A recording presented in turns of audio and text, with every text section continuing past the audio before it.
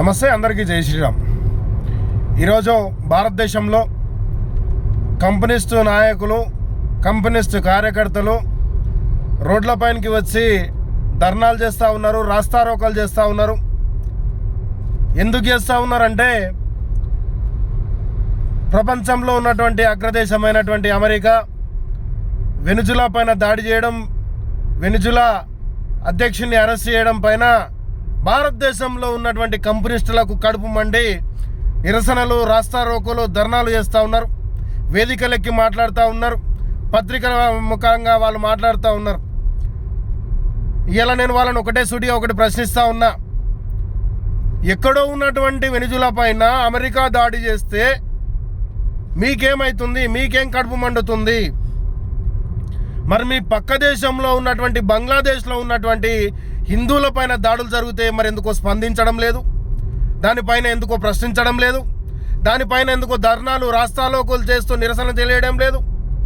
ఘోరాతి ఘోరంగా కర్రలతో కొడుతూ, రాళ్లతో కొడుతూ, హింసిస్తూ ఒక హిందువును పైశాచికంగా ఆనందం పొందుతూ కొన్ని వేల మంది మతోన్మాదులు ఈరోజు అరాచకం సృష్టించి ఒక హిందువును చంపితే మీ నోర్లు ఎక్కడ పోయినాయి? మీ కళాలు ఎక్కడ పోయినాయి? మీ గళాలు ఎక్కడ పోయినాయి అని నేను ప్రశ్నిస్తూ ఉన్నా. ఎక్కడో ప్రపంచ దేశంలో జరిగిన దానిపైన భారతదేశంలో వేలాది మందిగా మీరు నిరసనలు తెలియజేస్తూ ఉంటే చాలా హాస్యాస్పదంగా ఉంది. నీ పక్క దేశంలో జరుగుతున్నటువంటి దాడులపైన ఏనాడు ప్రశ్నించరు.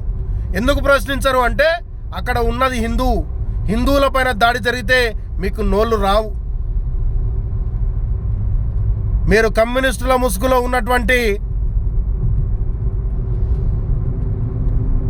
మతోన్మాదాన్ని అంటూ ఇతరులను కించపరిచి మాట్లాడుతూ మీరు మతోన్మాదులుగా ఉన్నారు. ఈనాడు వ్యవస్థను పక్కదారి పట్టిస్తూ కులాలు లేవు, మతాలు లేవు అనుకుంటా ఏదైతే క్రిస్టియానిటీకి మీరు సపోర్ట్ చేస్తూ ఉన్నారో, క్రిస్టియానిటీ ముసుగులో మీరున్నారో ఆ ముసుగును తొలగించి ఈరోజు బయటకు వచ్చి మాట్లాడితే బాగుంటుంది.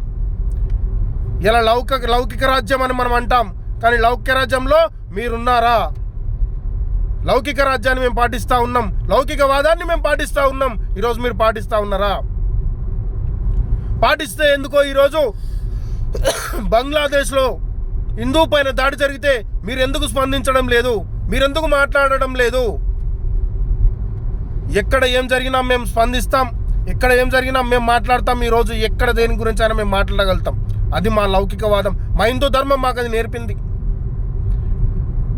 కానీ మీరు ఏ ఒక్కరోజైనా హిందువుల పైన దాడులు జరిగితే, హిందువుల పైన పైశాచిక ఆనందం పొందుతూ రాక్షసంగా హిందువుల పైన దాడులు చేస్తుంటే ఏ ఒక్కరోజు కూడా మీరు స్పందించింది లేదు, ఏ ఒక్కరోజు కూడా మీరు మాట్లాడింది లేదు. ఇకనైనా బుద్ధి తెచ్చుకోండి. లౌకికవాదం ముసుగులో ఉన్నటువంటి హిందువులారా, ఈ కమ్యూనిస్టులను నమ్మితే సర్వం కంపైపోతుంది. ఈరోజు కేరళలో మొదలైంది, భారతదేశం నుంచి పూర్తిగా కూడా తొలగిపోయేంత వరకు కూడా ప్రతి హిందూ పోరాలని తెలియజేసుకుంటాను. జై హింద్, జై భారత్.